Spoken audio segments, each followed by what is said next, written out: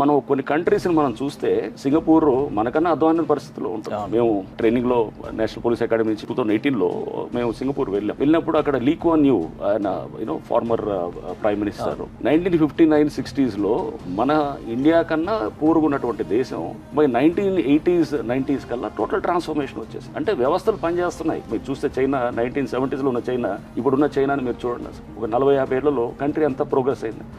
So అంటే మన దేశం మనం ఎందుకు చేసుకోకూడదు?